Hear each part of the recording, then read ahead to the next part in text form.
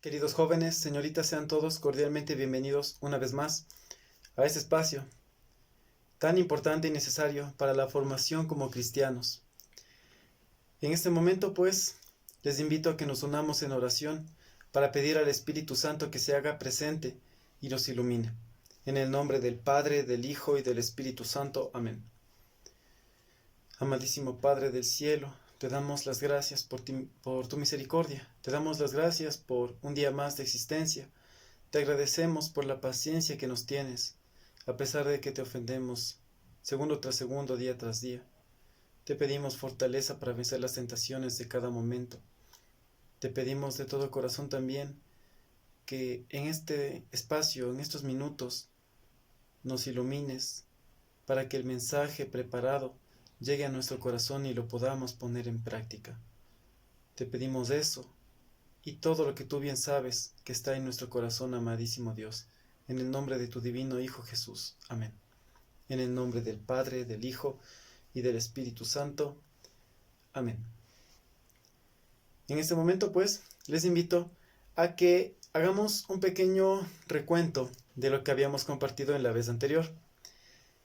Y se trataba, como ustedes recordarán, de que nosotros estamos formando parte del reino de los cielos, del reino de Dios, pero también somos ciudadanos de este mundo, y por ende debemos actuar con sentido común, como hijos de Dios, dando testimonio en el colegio, en el trabajo para quienes son personas adultas ya, en el caso de tus padres.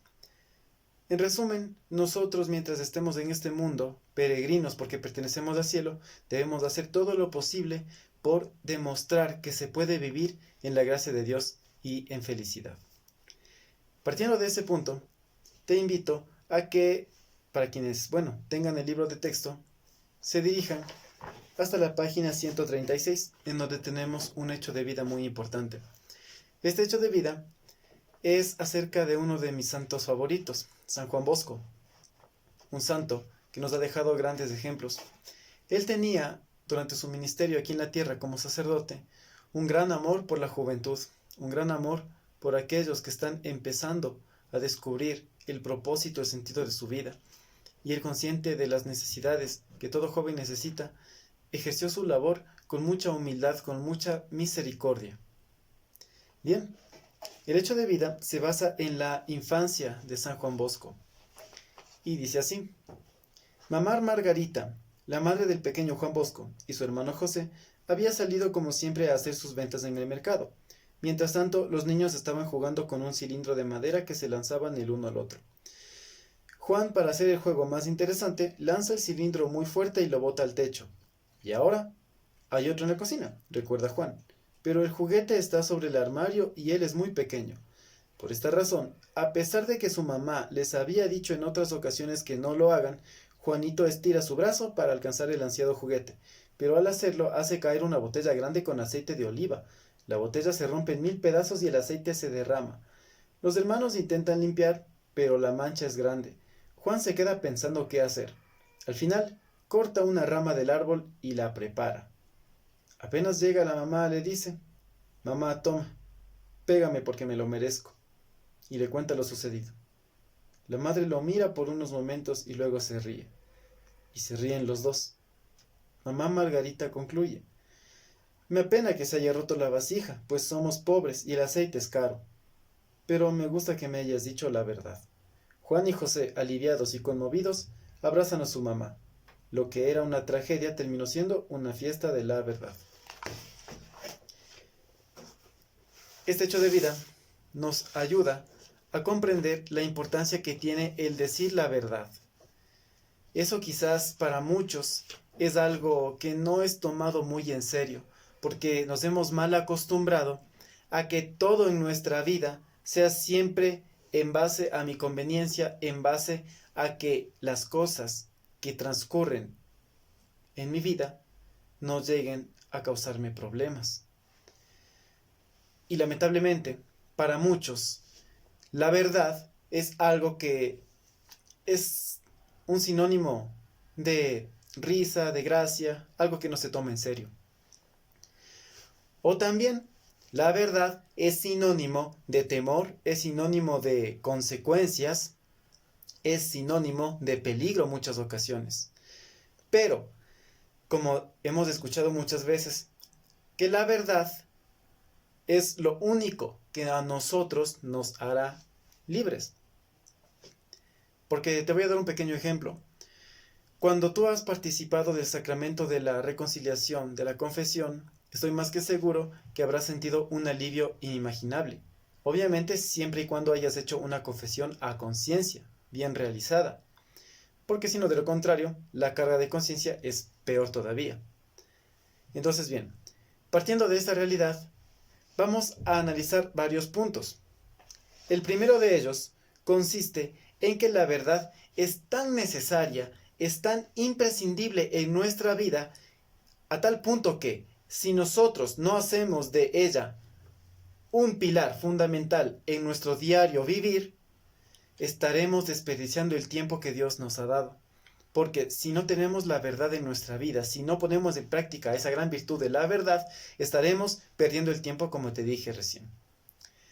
Para entender entonces de mejor manera esta pequeña introducción, te invito a que nos dirijamos a la Santa Palabra de Dios, ya que allí vamos a encontrar un mensaje muy fundamental.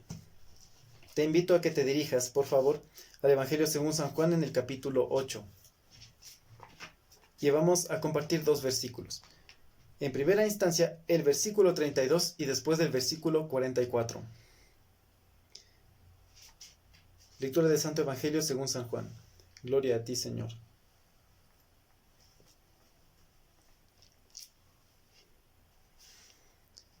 Y conocerán la verdad, y la verdad les hará libres.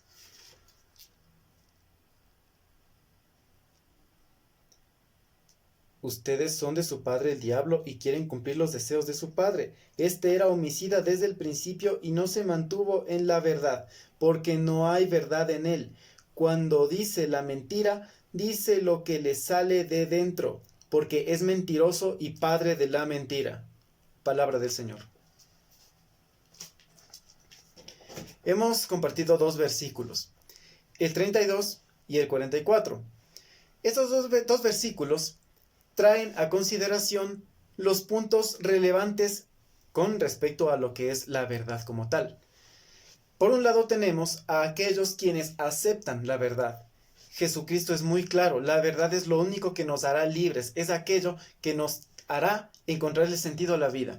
Y por otra parte, quienes lamentablemente no toman en serio esto, son como aquellos partidarios del demonio a quienes se refiere Cristo Jesús, que hacen de la mentira parte de su diario vivir, hacen de la mentira el pilar en el cual se basan sus decisiones, se basan sus palabras, se basa todo lo que planifican para el resto de su vida.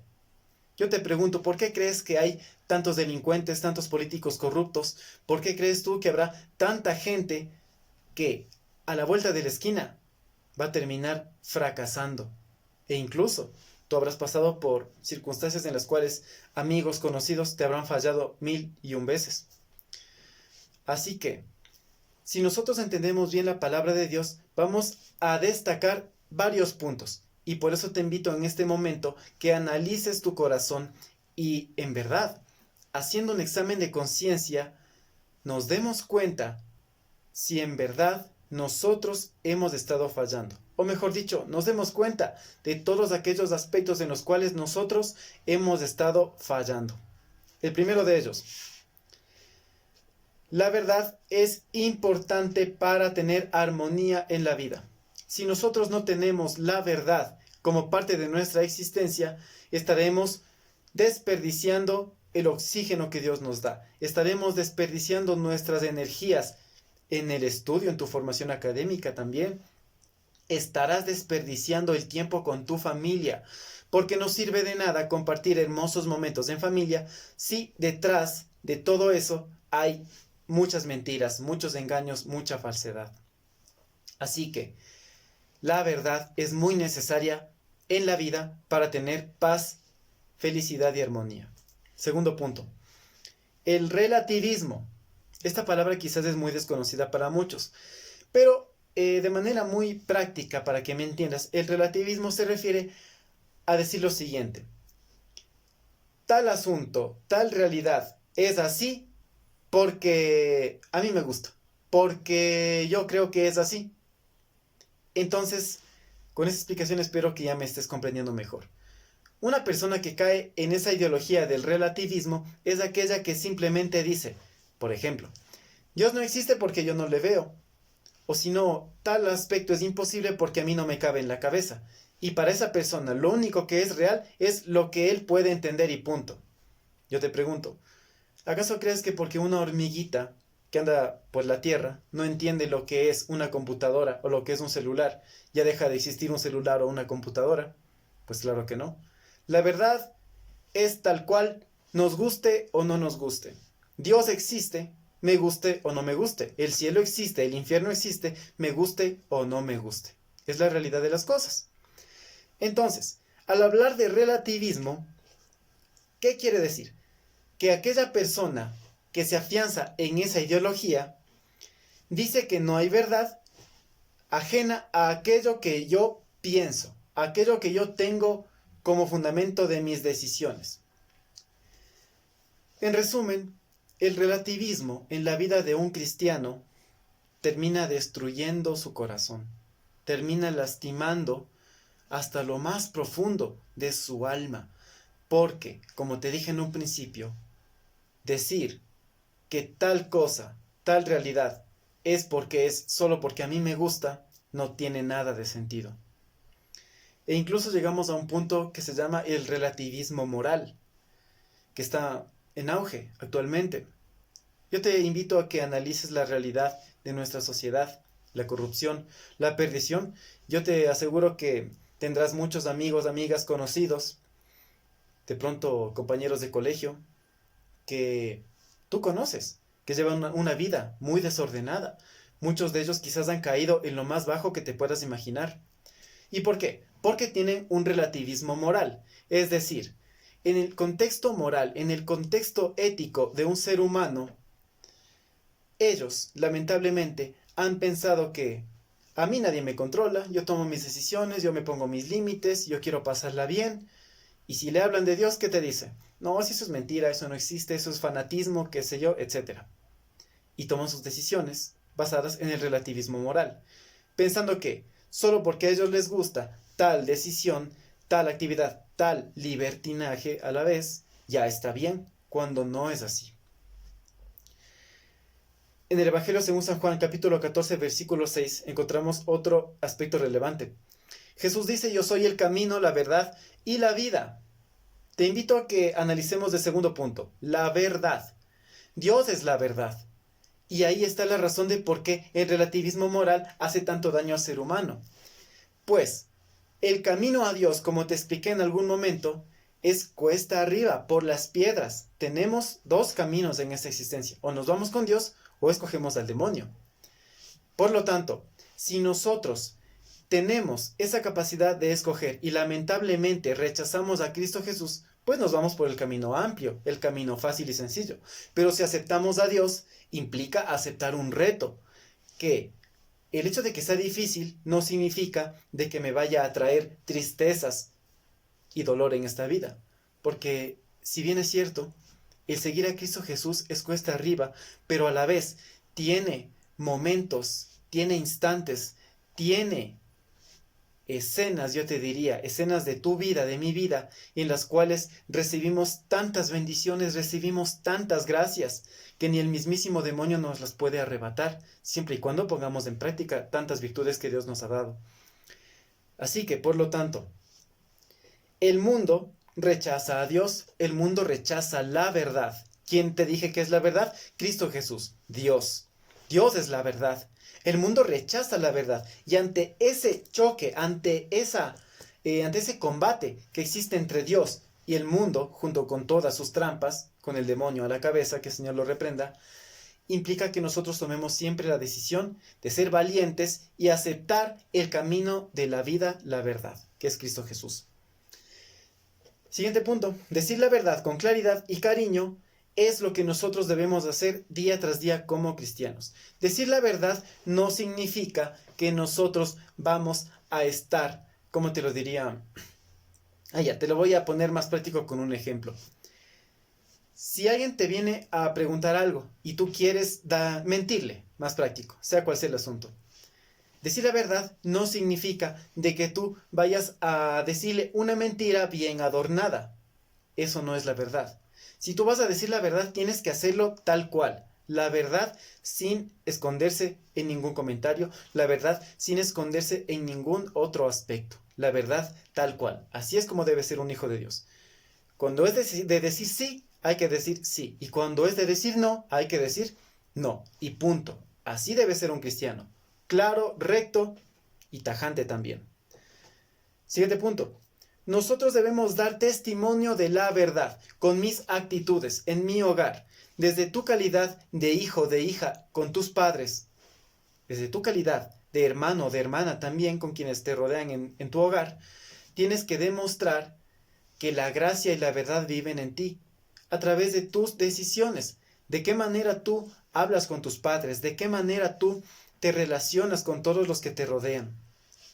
Todo lo que tú hagas será espejo para los demás. Por lo tanto, somos llamados a ser el ejemplo, la representación de la verdad. Siguiente punto.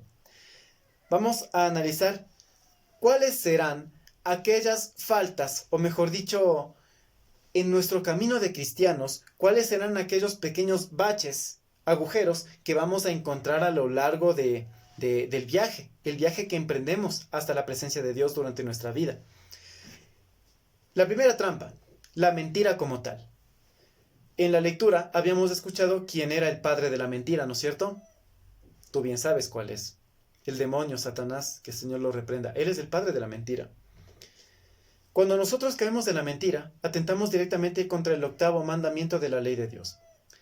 Segundo obstáculo, segunda tentación en la cual podemos caer. La maledicencia. ¿Pero qué es eso de la maledicencia? La maledicencia, como su palabra lo indica, es esa tendencia a que con mis palabras yo vaya a lastimar, a herir a las demás personas también. Porque la verdad no es sinónimo de grosería tampoco. La verdad tampoco es sinónimo de prepotencia, de humillación. Y obviamente, cuando nosotros nos dejamos llevar de la maledicencia para difamar a otros, ¿qué estamos haciendo? Pues poniéndonos en el papel del demonio, porque a él le encanta acusar, señalar, lleno de odio y maldad. En resumen, cuando nosotros exponemos los defectos de otra persona sin ninguna necesidad, sino con el simple hecho de desquitarnos de pronto y sin la mínima intención de ayudar, porque obviamente es muy distinto cuando, digamos, entre hermanos, el uno le conversa al papá alguna cosa mala que hizo su hermano, pero lo hace en afán de ayudar. Ese es un claro ejemplo.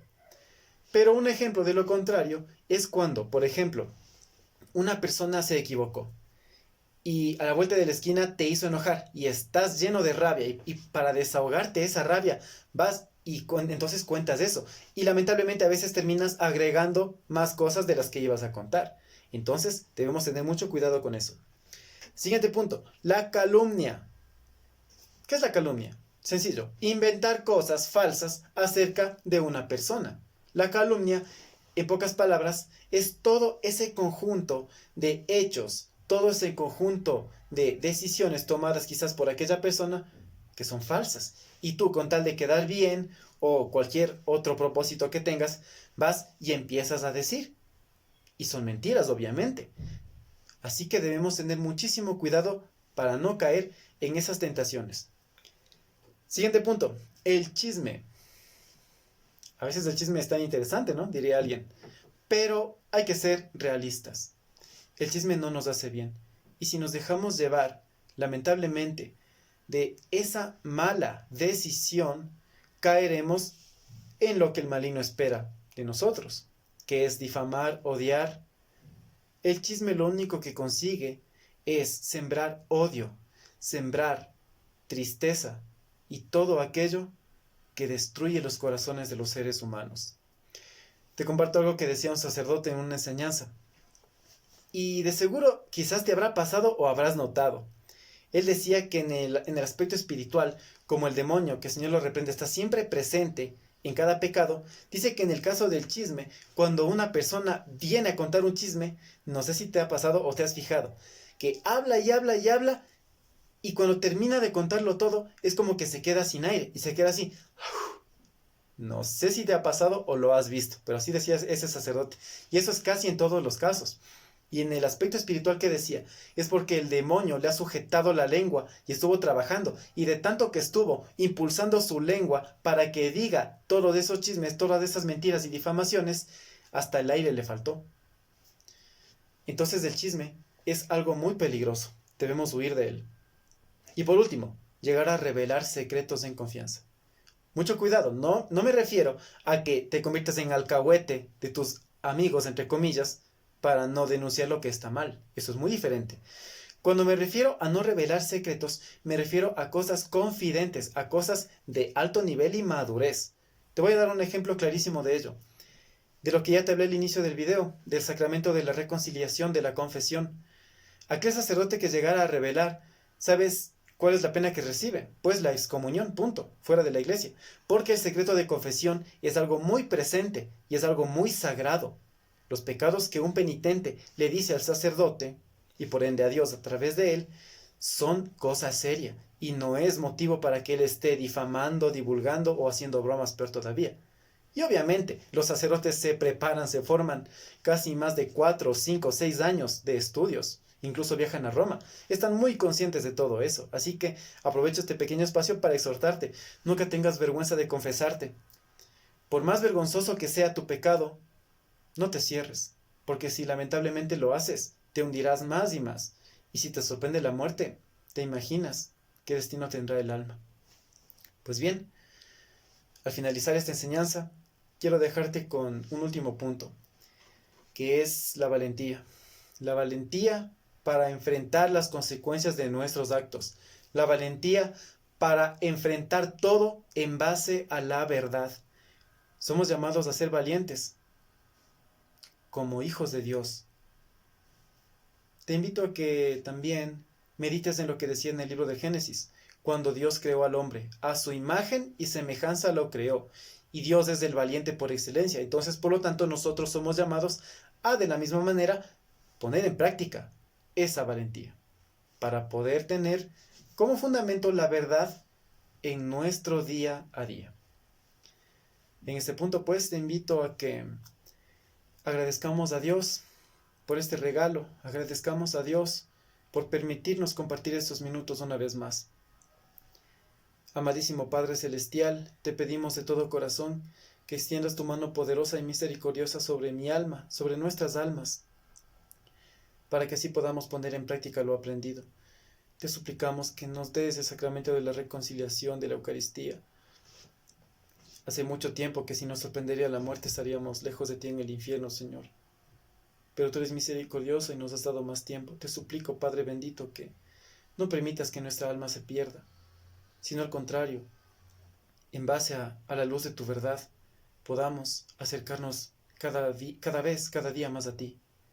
Te pedimos eso y mucho más, todo aquello que está en nuestro corazón y que tú conoces, Señor, en el nombre de tu divino Hijo Jesús. Amén. En el nombre del Padre, del Hijo y del Espíritu Santo. Amén. Bien, como es de costumbre, les invito a que en su hogar participen, mejor dicho, de las siguientes preguntitas. Primero, ¿cómo afecta la mentira a tu vida personal? Segundo, ¿acostumbras a engañar a tus padres y hermanos? 3. ¿Qué estás dispuesto a hacer para reparar el daño? 4. Compromiso. Decir la verdad desde las cosas más pequeñas. 5. Compromiso. Frenar mi lengua ante chismes o difamaciones. Trabaja esto en tu casa con mucha honestidad, ya que de eso depende también tu formación como cristiano o como cristiana. Sin más, me despido de ustedes afectuosamente, deseando muchas bendiciones de parte de Dios para ustedes, queridos muchachos, señoritas. Ánimo, y que la participación de este sacramento para el cual se están formando, pues sirva con eficacia para que se acerquen más a Dios, al Dios que los creó y que los ama entrañablemente. Un abrazo a la distancia y ánimo, que Dios está con ustedes siempre. Amén.